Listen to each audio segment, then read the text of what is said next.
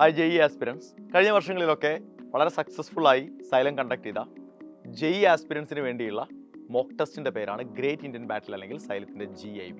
ഈ വർഷത്തെ GIB xylem announce ചെയ്തിട്ടുണ്ട്. ആദ്യത്തെ ഈ അക്കാഡമിക് ഇയറിലെ ആദ്യത്തെ GIB ആണ് വരാൻ പോകുന്നത്. എന്തിനാണ് നിങ്ങൾ GIB എഴുതുന്നത് അല്ലെങ്കിൽ എന്തുകൊണ്ട് GIB എഴുതണം? വലിയൊരു സംശയം നിങ്ങളുടെ മനസ്സിലൊക്കെ ഉണ്ടാവും. ജെഇ എന്ന് പറയുന്നത് ജെഇ മെയിൻ എന്ന് പറയുന്നത് 10 ലക്ഷത്തിൽ കൂടുതൽ കുട്ടികൾ എഴുതുന്ന വളരെ കോമ്പറ്റേറ്റീവ് ആയിട്ടുള്ള ഒരു പരീക്ഷയാണ് ജെഇ മെയിൻ, നമുക്കറിയാം അല്ലേ? അപ്പോൾ അത്തരമൊരു കോമ്പറ്റേറ്റീവ് പരീക്ഷയ്ക്ക് മറ്റൊരു പ്രത്യേകത കൂടിയുണ്ട്. കമ്പ്യൂട്ടർ ബേസ്ഡായി നടത്തുന്ന ഒരു കോമ്പറ്റേറ്റീവ് പരീക്ഷ കൂടിയാണ് ജെഇ മെയിൻ എന്ന് പറയുന്നത്. പല ഷിഫ്റ്റുകളിലായി പല ദിവസങ്ങളിലായി കമ്പ്യൂട്ടർ ബേസ്ഡായി നടത്തുന്ന ഒരു പരീക്ഷ കൂടിയാണ് ജെഇ മെയിൻ.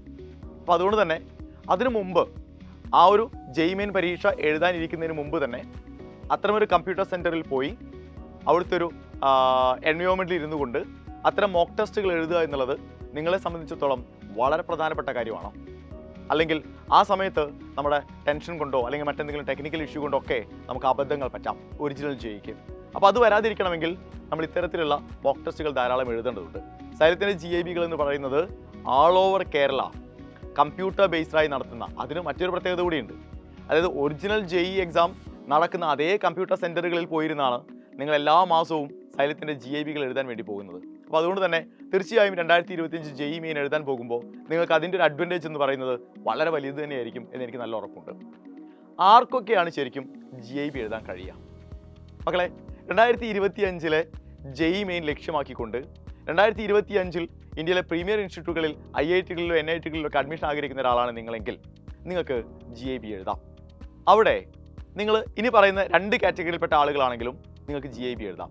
ഒന്ന്, പ്ലസ് ടു ബോർഡ് എക്സാം കഴിഞ്ഞ് ഒരു വർഷം ജെഇക്ക് വേണ്ടി റിപ്പീറ്റ് ചെയ്യുന്ന ഒരാളാണ് നിങ്ങളെങ്കിൽ നിങ്ങൾക്ക് എന്തായാലും GIB എഴുതാം. കാരണം 2025 ജെഇക്ക് വേണ്ടി നിങ്ങൾ തയ്യാറെടുക്കുന്ന ഒരാളാണല്ലോ. ഇനി അതല്ല, നിങ്ങൾ പ്ലസ് ടു ബോർഡ് എക്സാം 2025 എഴുതാൻ പോകുന്ന ഒരാളാണെങ്കിലും നിങ്ങൾ തീർച്ചയായും GIB എഴുതണം എന്ന് തന്നെയാണ് ഞാൻ പറയുക. കാരണം നിങ്ങളൊരു ജെഇ ആസ്പിരൻ്റ് ആണെങ്കിൽ. അപ്പോൾ നിങ്ങളുടെ മനസ്സിലുണ്ടാവുന്ന അടുത്ത ചോദ്യം എനിക്കറിയാം, സൈലത്തിൻ്റെ മക്കൾക്ക് മാത്രമാണോ GIB എഴുതാൻ പറ്റുക? കാരണം സൈലം നടത്തുന്ന GIB ആണല്ലോ. ഒരിക്കലും അല്ല.